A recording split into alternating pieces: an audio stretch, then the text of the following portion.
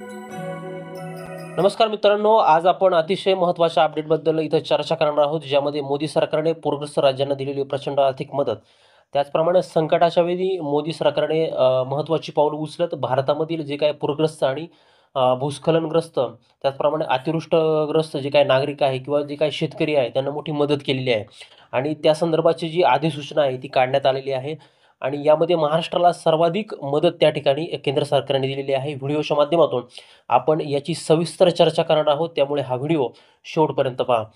शेतकरी मित्रांनो, गृह मंत्रालयाने रिलीज केलेल्या या निर्णयामध्ये एकूण 14 पूरग्रस्त राज्यांचा या ठिकाणी समावेश करण्यात आलेला आहे आणि त्यामध्ये आपल्या महाराष्ट्राला सर्वाधिक म्हणजे 1492 कोटी रुपयांची मदत त्या ठिकाणी केलेली आहे. आणि ही जी मदत आहे ती अतिवृष्टीग्रस्त आणि पूरग्रस्त भागांसाठी देण्यात आली आहे.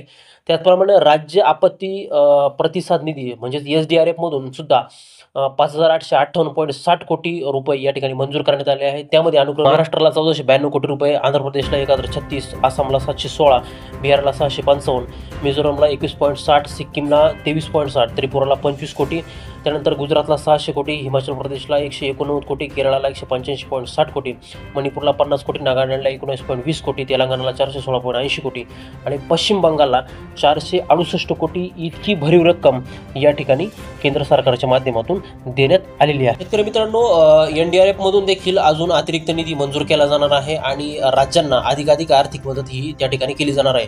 त्याचप्रमाणे केंद्र सरकारने आसाम, मिझोरम, केरळ, नागालँड, मणिपूर यासारख्या राज्यांमध्ये केंद्रीय पथकं पाठवलेली आहेत आणि बिहारमध्ये किंवा पश्चिम बंगालमध्ये ही ती पाठवली जाणार असून पूरग्रस्त आणि जे काही अतिवृष्टीग्रस्त भाग आहे त्या भागामध्ये जाऊन ऑन द स्पॉट पंचनामे करून त्याचा अहवाल त्या ठिकाणी केंद्र सरकार ला पाठवण्यात येणार आहे.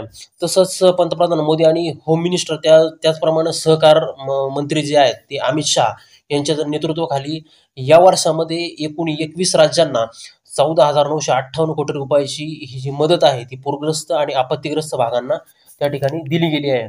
मग याच्यामध्ये SDRF कडून 9,044.80 कोटी असेल, NDRF कडून 4,528.66 कोटी आणि SDF कडून 1,385.45 कोटी, म्हणजेच एकूण ही जी मदत आहे ती 14,958 कोटी इतकी भरीव मदत केंद्र सरकारने राज्य सरकारला केलेली आहे. पण यामध्ये नुसतीच आर्थिक मदत ही केलेली नाही, त्याचबरोबर NDRFची पथकं असतील, त्याप्रमाणे NDRFचे जवान असतील, हवाई दल ही सुद्धा मदत पूरग्रस्त राज्यांना त्यांनी देऊ केली आहे.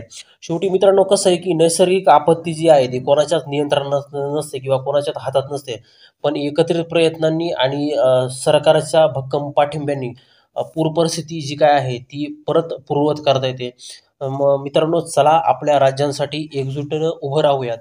अशीच महत्त्वपूर्ण माहिती मिळवण्यासाठी आमच्या चॅनलला सबस्क्राईब करा, लाईक करा, शेअर करायला तर अजिबात विसरू नका.